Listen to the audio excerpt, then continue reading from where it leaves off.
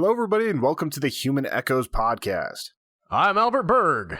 And I'm Tony Southcott. And we're coming to you this week with our review of Bone Tomahawk, in which Kurt Russell goes for his second Western within the year, and basically things get a little bit cannibalistic. Was this his second Western or his first? That's actually a good point. It probably came out a little bit before Hateful Eight. I guess it depends when you got to see it. I don't think most of us plebs were able to see it previously, but it was doing the festival rounds. Yeah, it debuted way before the Hateful Eight was. Fest, I believe.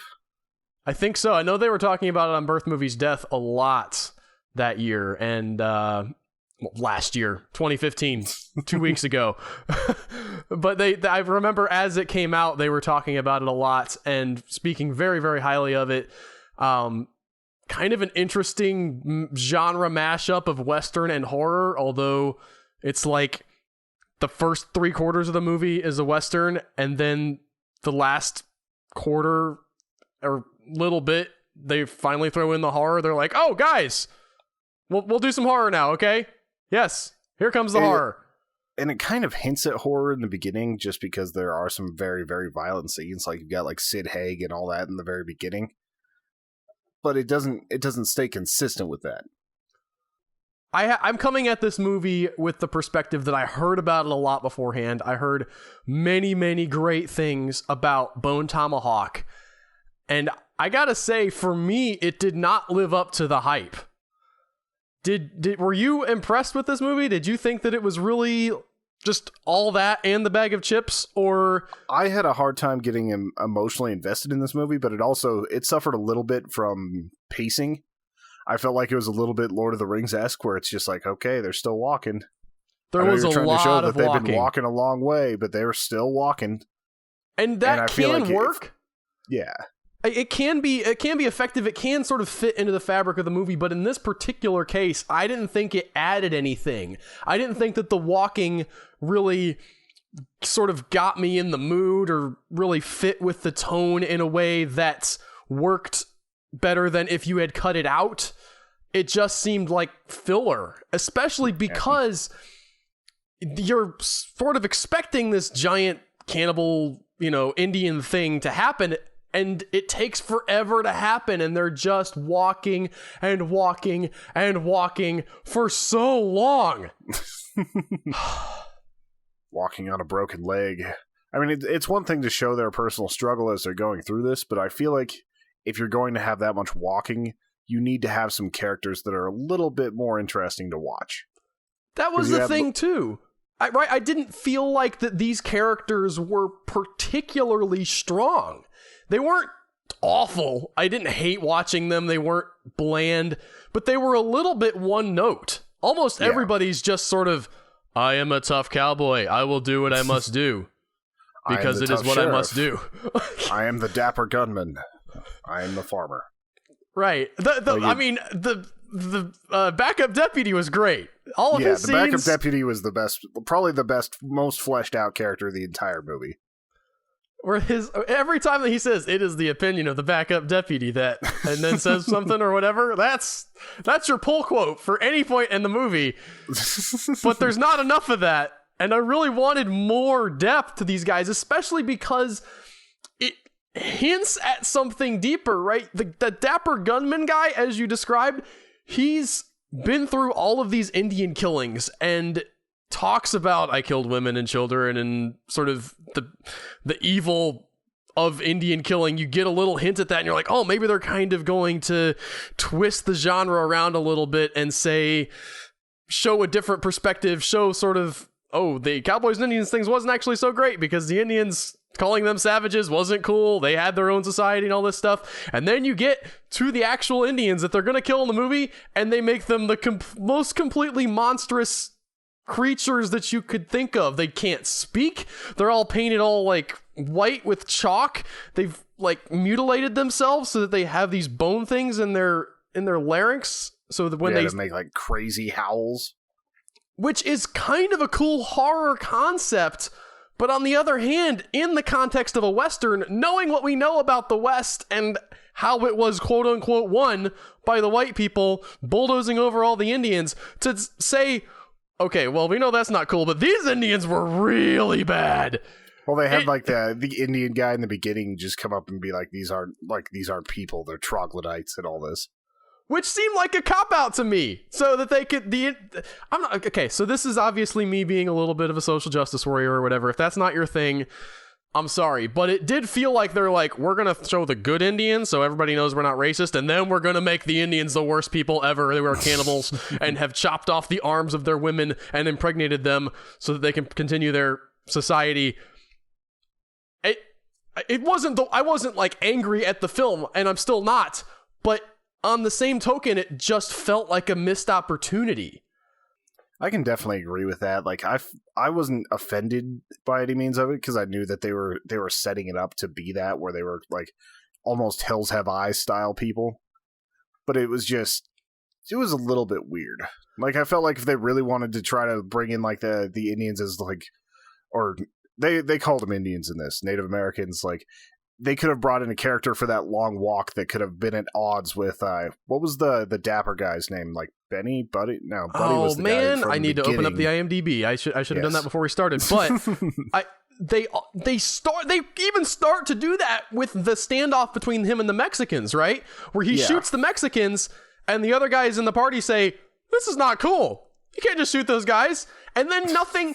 I mean, bad things happen. I kept expecting that to be like a recurring point where eventually there'd be more Mexicans, or there'd be like a raiding group, or that guy was completely innocent and like some justice from their people would be coming after him. Like I expected that not to just be a one-off thing to make you kind of wary of that character. And then it didn't pay off. That character, by the way, is named Bruder. Bruder, that's it. And Buddy I felt was like David Arquette's character from the beginning. What? I said his name might have been Buddy. I knew it started with a B, but Buddy is the guy from the beginning, David Arquette's character, that is the stranger wandering into town. Yes. And by the way, that opening, there are moments of really, really brilliant dialogue in this movie. The opening scene between the two criminals who are picking clean the guys that they've just robbed, and they get attacked by the Indians. Amazing dialogue there. And at the very end, the conversation about the flea circus, if you know what I'm talking about, I mean, it was wonderful, although a little bit over the top, I thought, because she had to do the wink, like, by the way, it's not real. And I thought that was a little bit insulting to me. I was like, I get it. I understand. I know that she's lying to him to make him feel better. That's a thing in this movie. We just established it like the previous scene. Don't treat me like a moron, but that didn't ruin the scene for me.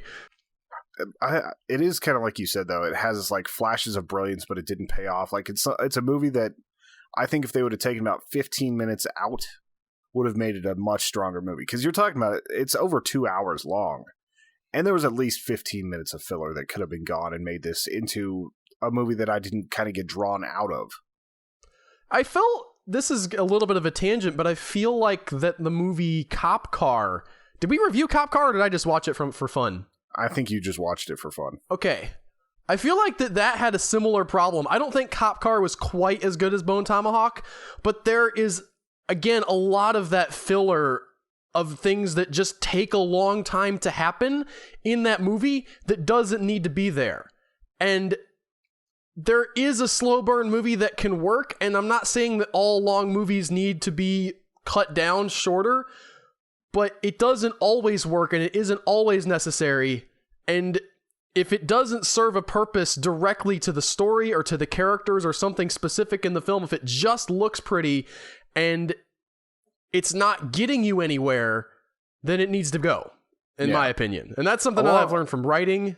There's just all the cutting is the most fun thing. Once you realize I can just lose this and lose this and lose this and squish things down into their most compact, that is when you have the most powerful message. And this movie could have used a little bit more cutting. Could have even used a little bit of cutting of extraneous characters too. Like whenever you're introduced to the mayor and his wife for almost no reason at all, like no bearing on the story. Right. And those were cool characters. In one scene, you got what their deal was. You got that she was running the town, basically, and he was the guy that they elected and is just sort of her lackey. Yeah, he's like straight up talking to her instead of the mayor. Right. It doesn't matter because their characters don't show up again. They play no role in the story whatsoever. So why? And they were maybe some of the most interesting characters in the story. The annoying thing is some of the most interesting characters don't get enough screen time. Going back to the deputy, I thought that he was going to be like kind of a liability, just this bumbling guy that never really did anything. And despite his age and everything, he turned out to be really competent in what he was doing. He might have been a little bit slow and he might have talked a little bit too much, like as far as what the other characters thought, but he was fun. Well, and he was you got that sense of his loneliness, his missing his wife and how much he's left behind and how much he's been through. And now he's almost just playing bingo here, basically. The sheriff has given him something to do so that he has a life to move forward with so he doesn't sit at home and just be bored. And now he's drawn into this big struggle. In the tub. Yeah. That was, again, great moments of dialogue in this movie. That was one of them where he's talking to the sheriff about, Sheriff, do you ever read a book in the tub? And he's like, I don't think I ever have. And he's like, I always try, but I get them wet. Great moment. But he's not pivotal to the story enough. Or maybe he is. The sheriff character isn't pivotal enough to the story, and you get little flashes of things from what's his character's name, Arthur, the guy played by Patrick Wilson. He has the whole thing with the poem where he had written it to his wife, and so you kind of get a little bit more depth for him. But even he is just, I am determined to go save my wife. To the point where when they finally do go and get to where the wife is, and she's like, you guys are idiots. I was laughing. I thought that was the funniest thing because I'd been thinking that the whole time. You just got like 3 guys who are going to walk for 2 days into the middle of nowhere to go and face off against these Indians in a cave on the... No! You're not going to do that! Yeah, you might want to bring a little bit more of an army. I liked... And you can't fault them for going. You can't fault them for wanting to get her back and feeling the sense of duty, but there's a part of you that's just... thinking these guys are not smart. They're not going to win. I know they're not going to win. You've got a cripple, an old dude, Kurt Russell, and the gunslinger, and it's not going to work. It's just not enough. We actually did get a couple questions directly related to this movie, so I'm going to bring those up now. Rich Alex asks us, what's up with the odd violence in Bone Tomahawk? Nick's scene, the flask, the stable boy, flashes of horror movie of the horror genre in a western, and it actually still bills itself as kind of a horror western, which is it's a mashup that I think could be done more. Like I always feel like there's a lot of stories that could happen that would be pretty horrific. Like if you wanted to add like witch type characters, if you wanted to like I guess there's a lot of like serial killer style westerns out there. But there's a lot of elements that could happen. You're talking about like lawless areas where there's just everything and anything can go wrong at any time. So it's definitely a good place to put horror. With this movie, it felt a little out of place because it played the Western thing so straight for so long. It's not like Green Inferno, where you know exactly what's coming. Like you've seen in the trailers, just the straight up violence and consuming of flesh that's going to happen. Like, you're told that they're cannibals. So whenever you actually see the violence, like, after it being so calm for so long, I think it's just rather jarring. I think, too, we're a little bit out of a disadvantage because we know ahead of time. If you know the premise of the movie, you're going to tell people it's got cannibal Indians. But you got to wait so long to get to them that you almost feel as if they are just shoved in at the end. You wonder why it's taking so long to get there, because it does take so long to get there. Potentially, if you knew nothing about this movie and you watched it, you might think, oh, this is a Western, they're going to, and then you get to the Indians at the end and think, oh, wow, where did that come from? But you're never going to have that experience unless you're just some random person stumbling across it on Netflix, or maybe if you went to it at a film festival and knew nothing about it ahead of time. But beyond that, if you know what the premise is, you're going to be disappointed a little bit. Well, you don't have to be. Many people like this film. I'm not telling you what to think. I've just read a review today recently about somebody that said, this is a great movie. I liked it a lot. And I kind of replied as like, I felt like I had some problems with it, but it had some really good strengths too. Yeah. Like, I can't call it a bad movie. It's just a general movie to me. Like, it's not a good movie. It's not a bad movie. It's probably not something I'll watch again unless, like, someone very specifically brings up Western horror. But I think that I could probably find something better if I looked a little bit. I will say, if you're into the gore kind of stuff, and you can wait through the 2 hours of the movie to get to it, the gore in this movie is really fantastic. It's exceptional. Like, I've seen a lot of gore in the last year, and like just some of the things that happen in this towards the end, like it's brutal and disgusting, and it's a lot more realistic. Basically, that was the major payoff of it as far as waiting for the gore, is just how bad it was. And it was probably the best I've seen of that sort of kind of body horror action. At least in the last like 2 or 3 years, and that's including like Green Inferno, which had some really good parts, but like there's always that weird little like smash cut, like where all of a sudden like all 4 limbs get torn off at once by zombies, and like I've always thought that was kind of a cheesy, like just never looked right type thing. Like you can tell that at the last second they just swapped out with a dummy. It's like I feel like there's always better editing to be done than the way a lot of those types of movies do it. Well, unfortunately, you can't do that to a real person, so you kind of need to cut, Tony. No, I'm saying like to have it like from the same camera angle. Like I would always cut to something else and show like a close up of the arm getting ripped off instead of like the above view of them getting torn into like perfect quadrants. Oh, right, and the fact suddenly their hip and arm joints are now made of butter. Yeah, and they just slide off. That's the type of cut I'm talking about, where it doesn't feel right, and I feel like with some better editing and like some different camera angles, you could make it a lot more visceral. I think definitely you could. I know what cut you're talking about, and the one that comes to mind is in Planet Terror, where it works because it's sort of mocking the B movie. But it would be neat to see a dismemberment where you really feel that like breaking of the joint as the dismemberment is happening. This movie apparently used a lot of not special effects. They were special. I don't know. Not CG is what I'm trying to say. They used a lot of practical effects is the word I was looking for, Tony, in their scenes of stuff that I'm not going to describe, because if you're the gore fan, you should just go and experience it. It'll be a lot of fun. But that was impressive to see what they were able to do, and to feel like that this is something that's actually playing out in front of the actors. Even if I knew how it was being done, I think I would be a little bit disgusted by what's going down in this movie. It's like, I imagine on set, like, it's hard because you probably only get like 1 or 2 shots to do that particular scene. So you have to do it right. I imagine like if you're absolutely disgusted, it would probably help with the acting, but I don't see how you couldn't be with how realistic it was. Like with a movie like this was probably all done in camera. I didn't see any instances where I thought it looked CGI, so. There may have been some CG. I know a lot of times in these days you'll use CG for touching up landscapes. You might want to remove planes flying overhead. You can't really usually tell when they're doing stuff like that. Yeah, like with CG, it's getting to the point where you can't really tell with backgrounds or with like cars and things like that. It's amazing how many car chases just aren't actual car chases, like because they can get the CGI so perfect on vehicles. But horses and people are slightly harder. Yeah, it's the uncanny valley thing.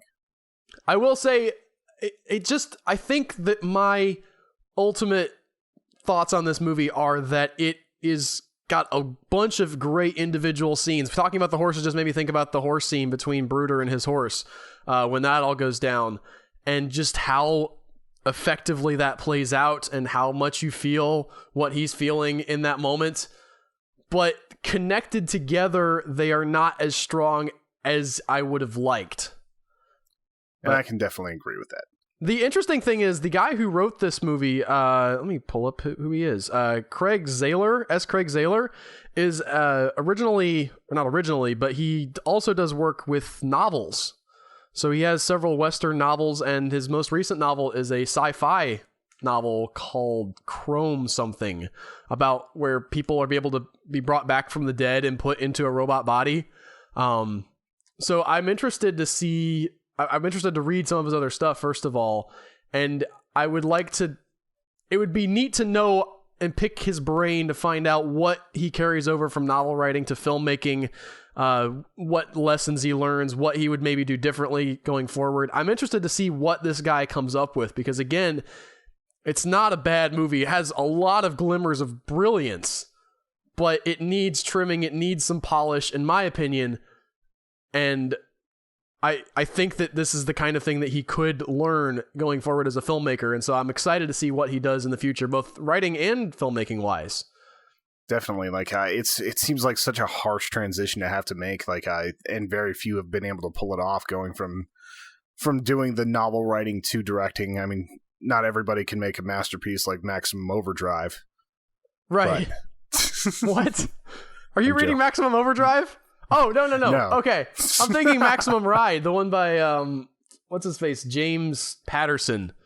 No, I'm talking, like, for those that don't know, Stephen King wrote and directed Maximum Overdrive, and that's certainly a movie. And James Patterson wrote everything, and some of his stuff got turned into movies. But one of the things he wrote was Maximum Ride. And I say right. I should put that in quotes, because who knows how much that he's actually doing. But it's this terrible young adult series about these superheroes that are saving the environment or something. I could not get into it. James Patterson fans, forgive me, but not my cup of tea. See, I've got a new superhero thing that I'm really, really enjoying. It's X-Heroes by Peter Clines. Oh, you've mentioned this to me before. Yeah, like, I finished the first book, and I'm getting ready to start the second one here soon. Man, that is a good series. It's basically like you take an Avengers-style crew and put them in the zombie apocalypse. And, like, as played as that sounds like it could be, like, the writing on this is superb. You care about every single one of the heroes. You care about the villains and, like, just all the things they're trying to do. And it's pretty much perfect for what it is. I love that book so much. I remember looking at the book description and seeing superheroes versus zombies and thinking, really? I like my superheroes and I'm fine with zombies. And frankly, it could be great if you mash them up, but there's a lot of potential for this to just be lame. Yeah, it takes a very good writer to pull that off. And I read Peter Cline's 14 before this, which was one of the better cosmic horror books I've ever read. Like, he just nailed it with 14. So going into this, I know he had the chops to make it work, but it's all because you care so much about the characters. 14 was, because I did look those books up and I was looking up the rest of his stuff. 14 was the one that I actually was more interested in than the X-Heroes, because you mentioned X-Heroes in a chat or something, or maybe you talked about it on the podcast, but I looked it up and then I saw that he'd written this thing called 14 and I'd forgotten about it until you brought it up. But that is actually the one that I think I would like to read most. But maybe I'm wrong. Maybe the X-Heroes one is just as good. But 14 really sounds intriguing to me.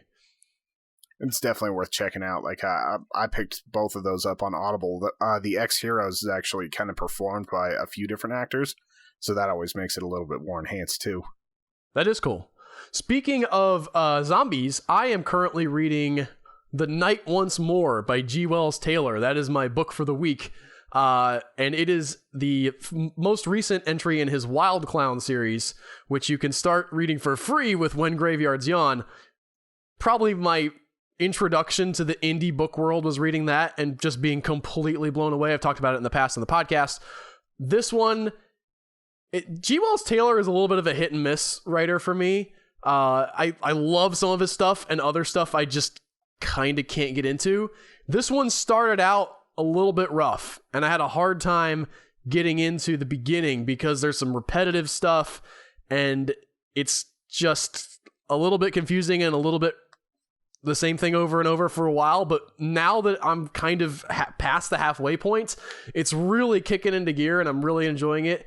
I love what he does with the World of Change. I still like his Dracula of the Apes better.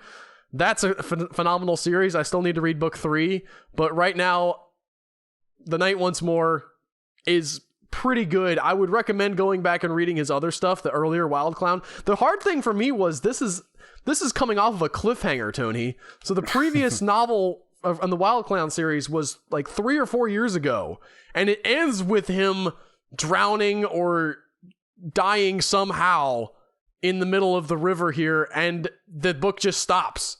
And I remember in my review, I said, I love this book. What is up with the ending? And then we get to this, and it takes forever to just be telling you, yeah, Wild Clown's okay. Come on, guys. I've actually been talking with G. Wells Taylor through emails recently. We're trying to get him on. It looks like it's going to happen in February, like probably first or second week there. Dude's super nice. It's just like it's fun working with professionals whenever like they make you want to just be a lot better at your job, because it's like every time I respond, there's always a thought out response. Everything's perfect, like everything's nice, and I'm really looking forward to talking to him. I picked up the first of his series on Kindle a couple days back, so my first introduction to him is starting right now. Well, I'm looking forward to finding out what you think. He is one of those authors that I've always been surprised didn't get bigger, because he's still churning out books and everything, and sometimes it feels like it's just a matter of time for some people. I guess I just don't know. There are hotshot indie authors that do really, really well, and it seems like that they have a huge fan base. And G. Wells Taylor just never came across to me in that way. Maybe he does. Maybe there's like some forum or whatever where people are talking about how great he is all the time. But he's not a big presence on Twitter. He has a Twitter. He tweets out his stuff, and he's gotten better about it, by the way. I remember way back in my early blogging days, I talked about how terrible he was at social media, and he came and commented, and he was like, yeah, I know I'm not that great at it. And I was like, I said something bad about you. I already saw it. That reminds me of whenever I met Piper Bayard, she's an author, does a lot of interesting stuff. Most of her short story work is what I'd read. I think I have her book somewhere on the shelf behind me. It's like Into the Badlands, something like that. And the first time I meet her, it's with Ellie Sodas or Ellie Ann, and she's like, "Oh, I remember Al. You wrote a blog post about how I don't know how to do social media." Did I write that about her? Yep. Wow. I don't remember writing about her. She must have had her feelings hurt and not said anything, and I didn't remember. I'm sorry, guys. But G. Wells Taylor is just a great. He's a good, solid writer. Even when I don't enjoy what he's doing, I don't feel like that he's phoning it in. The writing style is always really strong, and he deserves more attention, which is one of the reasons why I'm excited to have him on the show, because I want to get his work in front of you guys. If you're readers at all, you deserve to read the Wild Clown, Tony. Like the Wild Clown. The Wild Clown books. And Dracula of the Apes. He's got a ton of stuff. He's so prolific. He's got this World of Change series that he works on, where Wild Clown takes place in that, but then it also jumps around and does different times in the change up until the point where like the apocalypse happens and Archangel Michael comes back and they have the end of Revelation at some point, which is just, I mean, it gets weird. There's actual angels that show up in this zombie weird apocalypse world and fight it out. But I want more people to appreciate him like I do, because he deserves it. He's a hard worker and he's a good writer. So yes, that's all. That's what I had to say about that. Hey, you! Do you like the thing you're listening to right now? Would you like to listen to even more of that thing? Well, boy, oh boy, do I have a deal for you, because today, if you go to humanechoes.com and click the Become a Member button, you can get exclusive access to our members-only bonus podcast. That's right, an extra podcast. It comes out every other week. It's only available to people who help support the podcast. Click that Become a Member button, and you will have access to that. Once again, that's humaneshows.com and click Become a Member at the top of the screen. You guys are awesome. I think that means it's time for a few more viewer questions. Yes, it is. Hit us. Unfortunately, one of the ones I liked most this week, I'm going to give props to the user for sending it. His name is Nick Masmanian. The question directly spoils the end of Bone Tomahawk, so we can't say it, but I want to say thank you for sending in your question, Nick. let's move up to Miss Hannah Elizabeth Newell's question. At Sherlock Madam says, you'll be trapped in a painting for 50 years, but you get to pick the painting. What piece do you choose? Well, Tony, you can't see it here, and the audio listeners can't see it, but I'm going to show you all this. I have this painting right here, which you will notice is of the solar system. And there's this little planet down at the bottom called Earth. There it is. I can't see from the other side. And I would just be there for 50 years. Oh, that's my answer. That's so creative, Al. But I love that painting, That's by the the worst way. answer that you've ever given to any of these questions in 175 episodes of doing this. That was the worst response ever. That's dismal. the best response ever. That was dismal. That was bad. That was you awesome. should be ashamed of yourself. You're already there. That painting like, is if you amazing. want to be in that painting, say you want to be like in a space station, like floating away from the Earth or something. Oh, there is a rocket on that painting. Pull a David Bowie and just be like floating in your tin can. Damn it! You think I want to be a rocket for 50 years? I think it's a better answer to the question. No, there's way more stuff to see on Earth. There's a lot more stuff to see in the entire universe. All right, hold on. I've got another answer for people who are on the video side. So, setup. You guys don't ever see the other side outside of this frame.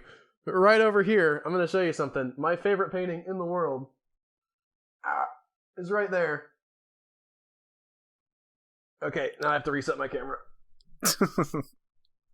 But I got that from my grandma. It's painted on velvet. And it's a picture of a bridge from Mars to the Earth. For those of you who are listening on the audio version of the podcast, from the perspective of Mars. So you see the bridge start on Mars and then go up into the outer parts of space, and Earth is off in the distance. It's sort of like a suspension bridge type bridge. It's so cool. That does super sound pretty neat. Cool. I think that walk might take more than 50 years, though. Well, you could drive. But again, if I'm trapped in that painting, I might be suffocating in the sort of airless vacuum of space. I don't know exactly how the conditions are there, or who built the bridge, or how long it's going to last, considering that the Earth is going to try to move or whatever. Yeah, then eventually that thing gets like pulled into the sun. Who knows? Right. So that's not a good answer. I thought about answering... It's a more entertaining answer. I'm like, Okay. oh, I'm already where I want to be. What's your answer, Tony? Mr. I have a better answer.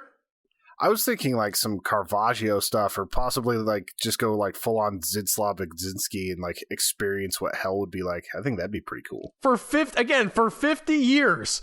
That's the problem. I was trying to think of a painting because I thought of some cool paintings, but it's like, you're going to get bored. You're going to get bored after 50 years. It's just not going to be a good thing to be anywhere, one single location for 50 years. So I tried to think, there's that Japanese guy who has the town that he drew. You know, if you heard about that on Reddit, where it's all, he drew all of these streets and stuff and the houses and everything. He has this giant rolled out map of this imaginary town. That was my backup answer.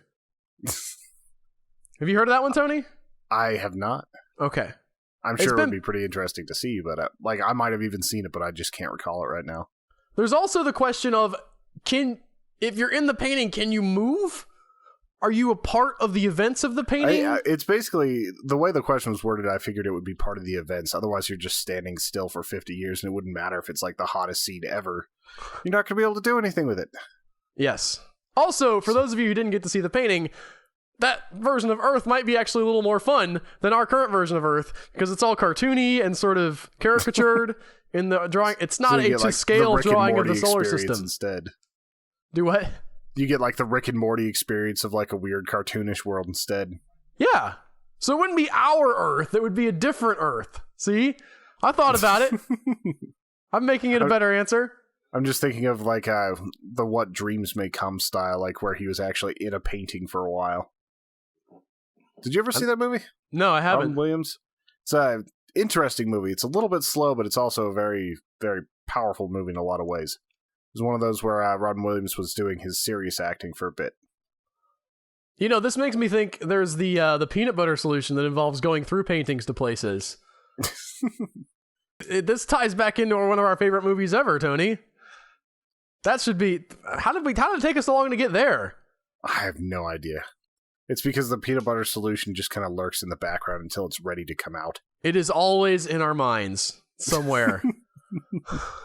I want to hear from you guys. Did any of you go back and actually watch the peanut butter solution? Like, I can't remember. I think John Jones might have, but I want to see if anybody else following us after our review went back and checked out that movie. Like, I'm pretty sure it's still up on YouTube. It's so weird and great and surreal. Every time I think about it, I think I want to remake that movie. I want to make it. I want to have a version that's like in HD. Do you think that the film print still exists somewhere? Because back in the 90s, it must have been shot on film, right? Yeah, it was. I can't remember if it was shot in the late 80s, early 90s, but it definitely didn't do digital back then. Whenever I talked to the guy who played the dad in that movie at Comic-Con, like, he was just talking about how high everyone was while they made that movie. Said it was a lot of fun just up in Montreal getting baked every day and then doing that. Is that what was going on? It's mostly about kids, Tony. Well, the adults that are just like trying to figure out what the hell is happening in that movie. Including the screenwriter, apparently. Yeah. Go watch. Please, by the way, if you have not had the joy of seeing the peanut butter solution, scrounge it up on some torrent or somewhere, because you can't find it on DVD, I don't think. And watch that movie. It never had a DVD release. It was all VHS because I think it was made for TV and by a Montreal station or something like that. It's so crazy and bizarre and wonderful. It'll lodge in your mind for the rest of your life. You will not forget that movie. Al said it before, like, if we ever like picked a movie to remake, we feel like this would be one, partially because we could afford the rights and partially because it's that interesting. Yes, that's a movie that needs a remake, Tony. Put it on the big screen. Quentin Tarantino, 70mm. Yeah, because you have the Asian kid having like hair going out of the bottom of his pants in modern cinema. You could do it back in the 90s, but you can't do it now? Yes, you could do it. I would do it for the advocacy groups. Can't have the movie. You can't have it without the hair going out the bottom of his pants. Yeah, pretty much. I'm not going to tell you what we're talking about. You got to watch it. Anyway, next question comes from Kevin Veldman from the Comic Noobs. He asks, what would be the plot points of the movie Al and Tony's Zombie Road Trip? I figure it was something like this. There's always, like, you're always going to have the unified beginning. Cool things are happening, like you're just killing a lot of zombies, and then there's got to be some inciting incident that like would get us to be really mad at each other and like split up for a while, causing our own set of issues, and the only way we could end up fixing it in the end is like reuniting. And I figured like the main thing that you would do is probably like with the last bit of the last laptop we could find's dying battery life, you'd want to watch a Mega Shark movie. I would just have to leave. I was thinking, I like that ending. That ending is a great ending, where you're just like we finally get together or whatever, and I'm watching Mega Shark, and you don't even say anything. You just turn around and walk back out the door after having fought off all the zombies to get there. My friend Alan, and then you see me watching Mega Shark, and you just think, yeah, it's not worth it. But I think that we should start where we start in real life, Tony. If it's going to be a road trip, it should be us, for some reason, trying to get to each other. So we're going to travel across country and meet in the middle. Film festival, and we're trying to get back to your family in Florida, something like that. Maybe. I was thinking the zombie apocalypse is happening, and we're traveling towards each other for it for some reason. I guess we could be... I don't know. I like the idea of us being apart to start with, and then meeting together, and then splitting back up again. Yes. I'm actually not sure what that halfway point would be. Yeah, Omaha is nowhere near the halfway point. That's in...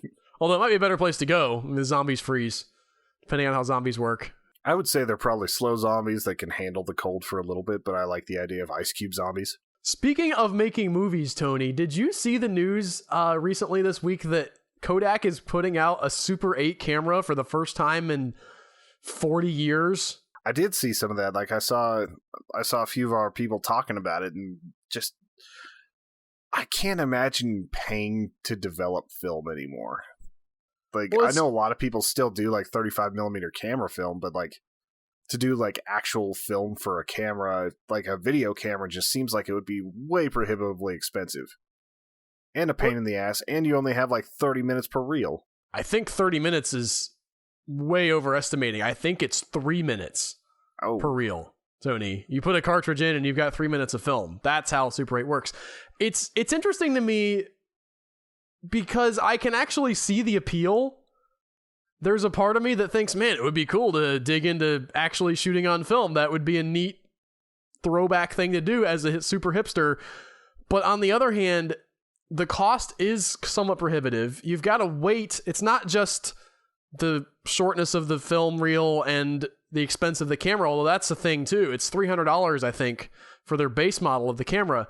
But in addition to that, you have to send the film away, wait for it to get developed, wait for it to come back to even know if you got anything worth printing.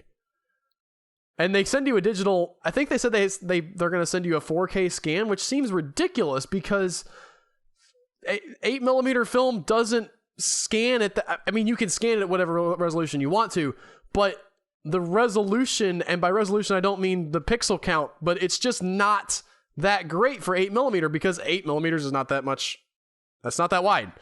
Yeah, you're talking about like Hateful Eight filming on 70mm. Right, and 8mm was kind of the old style home movie, but everybody has a camera now in their cell phone. It just seems like an interesting and weird thing for them to do, but I don't think it's going to be the thing that saves Kodak. I didn't even know they were still around for real, Tony. Yeah, I thought that they actually fully shut down. I know they stopped making Kodachrome. They stopped making a lot of their camera film stuff, which in my mind seems like it would be way more in demand, but apparently they still make Super 8 film. They've been selling it for 40 years since the last Super 8 film camera went off the market. They've had the film for people who want to shoot it, and now they're bringing out a camera, which the camera's cool. The camera has like audio. Cool. It has audio jacks and stuff that you can put in there. You can record your sound to an SD card from onboard camera stuff. So that's neat. And again, I would kind of like to play around with it, but not to the tune of $300 for the camera and then waiting for the film developing. And I think it's expensive to have the film developed, Tony. I don't think it's really cheap. It's not like having your camera and your still camera developed where you get it for $3 or $4. It's relatively prohibitive. Yeah, because imagine, like, say you're filming a 90-minute movie. How many reels, like, that takes a minimum, if you did every take perfectly right, that's 30. So you're probably looking at more like probably 100 reels of actual filming to get a 90-minute movie minimum. Plus, let's say on the conservative end that it's $20 a reel to get it developed. Like, you're talking about a lot of costs, a lot of everything, and even just trying to do the editing and the cutting to make it work, that's going to be pretty hard too. I'm looking up the price to have Kodak develop your 8mm film. Imagine the equipment it would take to actually be able to do the cutting and all that. Like, I mean, you could do it old school where you just run it through a projector, try to stop it at a frame, and then change the scene, like, and then kind of tape it together, or however you do that. But it's not like most people have the boards to be able to do 8mm editing. It is about $20 per cartridge, from what I can tell, for most types of film.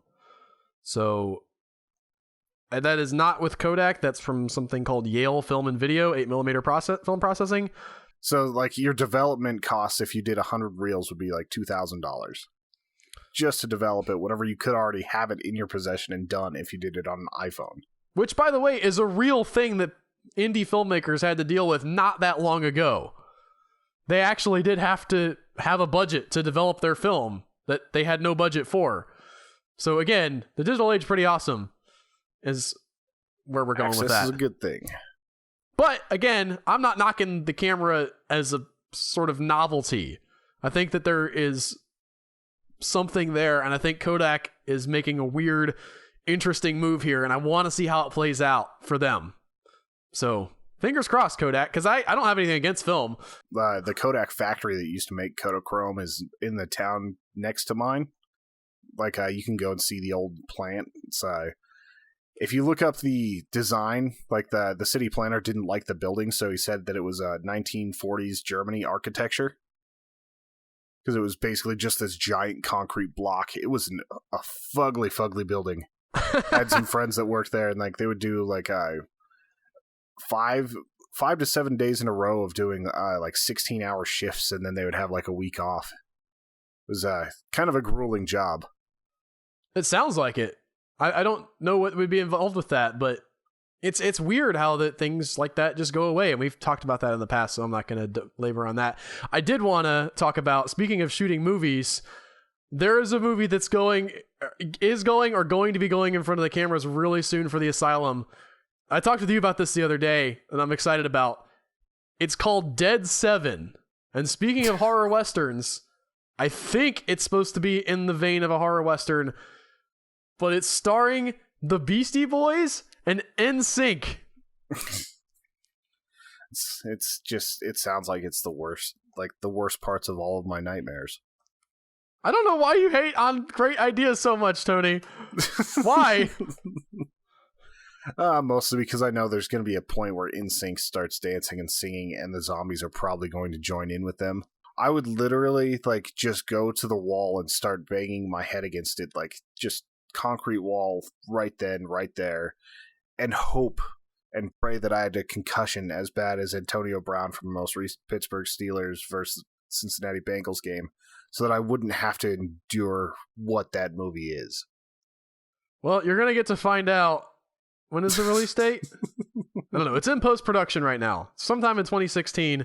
I'm pumped for it. It's going to be... I will buy the DVD, Tony. I just feel bad for the Beastie Boys. They must not have saved their money properly. Maybe they're just having fun, Tony. Do you ever think about that? Maybe they're just like, yeah, we'll make a silly movie. Right on. And you're going to pay us too? Well, we're not doing anything else. Well, it's not all the Beastie Boys. One of the main guys died.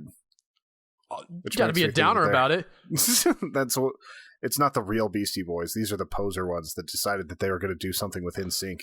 Are these the ones that made the music for the trailer for Star Trek Beyond that everybody hated so much? I have no idea. I didn't even pay attention to that trailer. Apparently there was a Beastie Boys song in it, and apparently people did not happy. They did not happy about that. People are never happy. It was one of those things that I watched and I thought, this is pretty cool. And then I went on the internet and everybody was saying, where's all Beastie Boys? It doesn't fit with the tone of the trailer. What is this Star Wars stuff? Sorry, Star Trek, not Star Wars. Different movie. Yeah, it would be a little more jarring hearing Beastie Boys in Star Wars than Star Trek.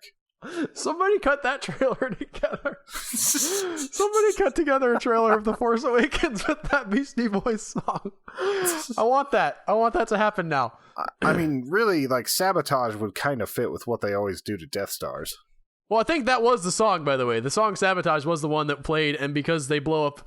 Spoilers if you haven't seen the trailer and you were going to see the movie without watching the trailer, but in the trailer they show the Enterprise blowing up, and apparently it's Sabotage, and they play the song Sabotage, and people had a problem. So it fits I don't thematically. know. It's a golden oldie. It could make sense. It's the same practically timeline classical as at this point. You know how Kubrick put all those, classical songs? There are a few movies that can kind of pull off putting new music in classical stuff. Like it's always a little bit jarring, but it's interesting. Like you look at like the Hateful Eight had some interesting music choices. Well, a lot more so I think with Django Unchained, but yes. Yeah. Tarantino likes to pull music from other things to the point where the guy whose music that he pulled from other movies, it's an Italian composer whose name I'm forgetting, but I read a pull quote recently that said he was talking about Quentin Tarantino and he didn't like that his music was being used the way it was because he's a composer for movies and stuff, and he makes the movie to fit the scene, or the music to fit the scene, and Quentin Tarantino would just take music and shove it in out of context, and this guy really felt like that was disrespectful to the song, that he wanted to... Quentin Tarantino hired him. He wanted him to write music for The Hateful Eight, I think, but the composer was upset because Quentin Tarantino just wanted him to write the music and then he was going to shove it in wherever he wanted to shove it. So even though it would have been newly composed, it wouldn't be composed for the scene. I don't know. I think he did actually end up composing some of the movie for The Hateful Eight, but it was an interesting conversation about how Quentin Tarantino uses music and how he doesn't have stuff composed specifically for a particular part of the movie. He just drops it in when he wants the music to happen. Which is kind of interesting because everything else seems so controlled from him. Like everything else is like under vice-like control. And then for him to just kind of be like, it'll fit. I don't think it's out of control. I think that's part of his style, but this guy is like 80 at this point, the composer, and I don't think that it's how he sees the way music should be. I don't necessarily have a problem with it, but I thought it was an interesting perspective because you do see Quentin Tarantino pull music from other movies. Some of the music in The Hateful Eight was actually unused score from The Thing. Way back in 1980 or whenever that movie came out, there was score composed for The Thing that was not used but did get published on the soundtrack, and so some of the Hateful Eight score is pulled from that unused score of The Thing in the soundtrack, which fits thematically if you've seen the movie, because there's that sort of sense of paranoia and enclosed and winter and all that stuff. So it's a callback in an interesting way, but only if you knew the score already outside of the movie. That reminds me, I've seen a lot of movies that have made me feel cold lately. Oh, yeah? Yeah, just watching The Revenant. Oh, did you see The Revenant? Yes, I did. How was that? I really liked a lot of it. I don't think Leo's going to win an Oscar for it. No?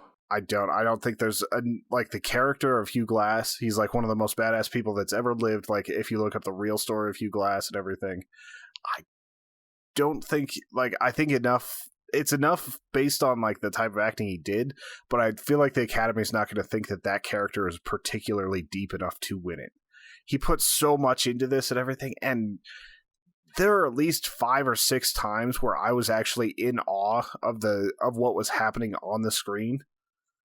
But character-wise, I don't think it's going to be enough for him to win it. I think that it could win Best Picture. I think it could win Best probably one of the better compositions I've seen in a movie in a while. There's a lot of perfect things about that movie, but I just don't think it's going to be enough for him to do it again. So you had a problem with the actor, or you had a problem with the character? I had a problem that there's not much to the character other than survive and revenge. Okay. It's not that he's a bad character, and Leo played it perfectly for what it was, but there's just not a lot more than okay, I have to live through this and I have to kill this guy, as far as who Leo is in that movie. Who, in your opinion, do you think could win this year if not for Leo? Who are you? I think it's going to be really funny when Tom Hardy wins it for this movie instead of Leo. Oh, for Best Actor? You don't think he's going to get Best Supporting nomination? Oh, he'll probably get Best Supporting, but I felt like he did a lot more in this movie than Leo did. As far as the actual lines. I heard about a great meme where it's Leonardo DiCaprio looking really sad, and then it's the bear from The Revenant holding the Oscar. I have not seen The Revenant, but I know there's a bear in it. So if they show the bear in the trailer over and over again. Like that scene's brutal. I got to bring something up, Tony. To set this up, I have been watching Key and Peele on Hulu. Finally, I know you guys have known about it forever, and they're finally going off the air, and the 5 seasons is done with. But I just started getting into it. I've only seen a few segments, but I liked it. I really enjoy them. The most recent one that I saw that I really enjoyed was where the general comes to hire the old Rambo character, and he's like, "I'm retired, General," and he says, "Well, actually, we just wanted to come and get your recommendation for some other guys to go into the field." And he's like, "All right, I'll do it." And he says, no, we just want some recommendation. And the guy is trying to convince the general that he's still tough. So he has him like, "All right, hit me. See if you can hit me." And the general just slaps him upside the face, and "I wasn't ready that time." It escalates really, really funnily. Great awesome show. But I'm watching this on Hulu, and Tony, I swear to you, this doesn't happen for any other show. They keep playing a commercial for blackheads. Blackhead remover on the Key and Peele show. It's the most super inappropriate thing that I can imagine. I don't know what algorithm is deciding that people who watch Key and Peele want to remove their blackheads more than other people, but it just does not work. Not with the show with the 2 black guys that routinely reference racism. Should you play the blackhead commercial? No. Come up with a It'd be different one name thing for it or something. if it was like every once in a while you do it, but not every single commercial break. Like my biggest problem with Hulu has always been that even if you're paying for it, you're watching commercials. So I'm just like, I won't do it. I won't pay the extra to have you take the commercials away. Like, I pay for cable and I still watch commercials on that. I haven't watched anything on a cable box in like a year and a half. Well, I like to watch stuff live, Tony, occasionally. I like to watch football games mostly live. I just wait an hour in so I don't have to watch any commercials. And it's handy to have stuff recorded. Sometimes it's nice to... I've never owned a DVR. I'm a hipster like that. Okay, well, I have a DVR and it's wonderful. Watching The Expanse on there, watching Gallivant on there. I haven't talked a lot about Gallivant, but that's back this year and it's wonderful. You talked about Gallivant. I'm talking about this season. I haven't talked about the new season and how it's going, but it's going well. But the thing is, it's a funny coincidence there, but also the other commercial that they played during Key and Peele that kept playing over and over was an identity stealing commercial. And in this commercial, every single character who had their identity stolen was a black person having their identity stolen by a white person. It's not set up as a racial thing, but every single character in that commercial that's stealing the identity is white, and every person having their identity stolen was black. And it's played comically a little bit. It's not like a real serious take on identity thieves are going to get you. It's kind of light and fluffy, but it's still so weird that you have this oddly specific targeted advertising for this one show. If anybody else has experienced that, like if you watch Blackish or something and they keep playing the same Blackhead commercial, I would really like to hear about it because it's odd. It's just odd to me. I don't understand why they do it. See, I would have thought it would be more racist if it was like, oh, every commercial you break, you see something for Church's Chicken. I may have seen some Church's Chicken commercials. I'm not saying it's racist, Tony. I don't think anybody sat down at the programming board and decided, you know what? We're going to show these Key and Peele guys. We're going to play a Blackhead commercial during their show. I really don't believe that, but it's just such a weird coincidence that it plays only during that show for me. It's definitely a little odd. I hate blackheads so much too. Do you get blackheads a lot? Yeah, like more than seems appropriate. Like I'm always just trying to get rid of them, so it ends up like being crazy, like infected later. It's always just gross. Okay. Stupid well, pores. that's time to wrap up the podcast, guys. Thanks so much for listening. Tony, do you want to tell them where they can become a member and listen to bonus content podcast things? Well, if you guys want some extra bonus content while you're popping your blackheads, I want you to go to humanechoes.com and click on the Become a Member link. It's on the top and it's on the right-hand side of the page. The things you get when you become a member, you might ask? Well, you get more content. You get bonus podcasts. You get cool stuff from us. It's awesome. Those bonus podcasts are some of the most hilarious things we do. And you know what? You don't get to listen unless you're paying us $2, $5, $10, or $20 a month. Also, if you really wanted to hear more about blackheads, do we have a bonus podcast episode for you guys? I think that's one of the ones we're going to release someday. Just like to the general audience. But yeah, if you guys are wondering what these shows are like, we have released episode 2, I believe. So if you go back a little bit in the archives, you can download that, get a free sample of what these shows are like. It's a lot of fun to make. I think you guys will enjoy them. Another great way to support us is to buy a t-shirt. If you go to humanechoes.com and click on the t-shirt link, you'll be taken to TeePublic, where you can get any size, any color of our 6 shirts that are up there right now. Probably going to be a few more here pretty quickly. It's a great way to support us. Along with that, you can also do a review, and that is the free way to support us. So thank you guys for all the time that you put into listening to us. Thank you guys for everything you do for us. We're going to come back next week with The Crow, and I think that's everything from me. It's also everything from me. All right. Catch you guys next week. Bye.